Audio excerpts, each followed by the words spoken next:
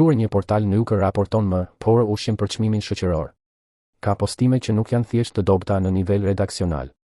Ka postime që zbulojnë diçka më të rëndë, varfërinë morale të një mënyre të menduarit që ende mbijeton mes nesh. Fotoja e publikuar nga një portal, ku një vajzë krahasohet në mënyrë tallëse me stereotipin banal, shqiptet marrin kredi për iPhone 17, nuk është humor, nuk është ironi inteligjente dhe nuk është as gazetari. Është një përzierje e rëndomt paragjykimi, përçmimi klasor dhe arrogancë sociale, e paketuar si argëtim për klikime. Në pamje të parë, dikush mund ta kalojë si një batutë të lehtë rrjetesh.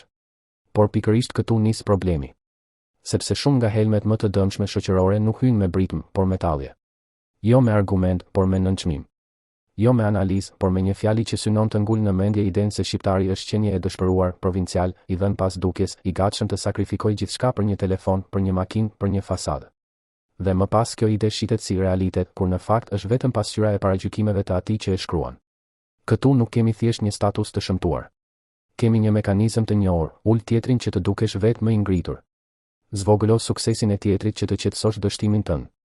Përqesh një kategori të tërë njerëzish që të mos përballesh me boshllëkun e vetes. Kjo është një nga sëmundjet më të vjetra të hapësirës son publike, shqiptari që nuk gjen forcë të ndërtoj, por gjen menjëherë energji të përçmoj, që nuk di të admiroj, por di të helmoj, që nuk e duron dot tjetrin as kur ecën, as kur ngrihet, as kur dallohet. Pikërisht për këtë arsye postimet të tilla janë më të rënda se sa duken. Sepse ato nuk godasin vetëm një grup njerëzish. Ato normalizojnë një frym.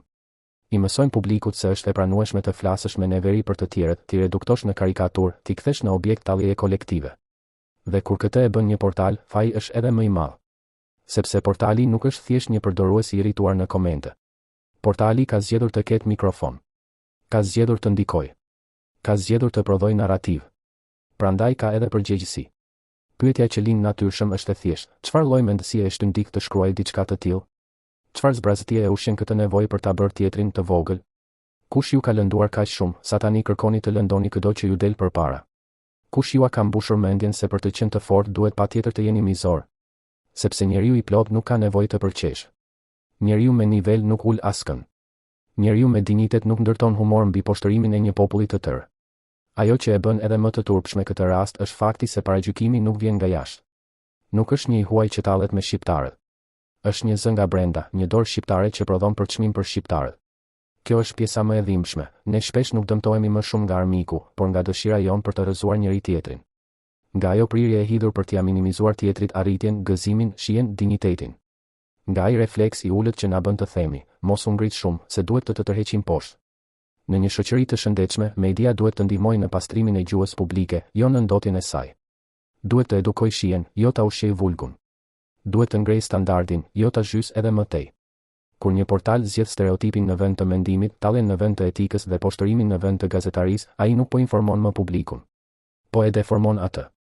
Dhe le të jemi të qartë, ky veprim nuk flet keq për shqiptarët. Flet keq vetëm për ata që e kanë prodhuar. Flet keq për nivelin e tyre kulturor, për varfërinë e tyre shpirtërore dhe për krizën e tyre të thellë njerëzore. Sepse një popull nuk matet me talljet që i bëhen, por me nivelin e atyre që i prodhojnë ato tallje. E në këtë rast, niveli është dëshpërues. Në fund mbetet vetëm një përfundim. Turpi nuk është të shqiptarët që paragjykohen, por të mendësia që ende beson se nënçmimi është zgjuarsi dhe poshtërimi është humor.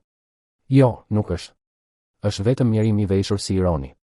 Dhe sa herë që media bie në këtë nivel, nuk e ul popullin. Zbulon vetëm sa poshtë ka rënë vetë.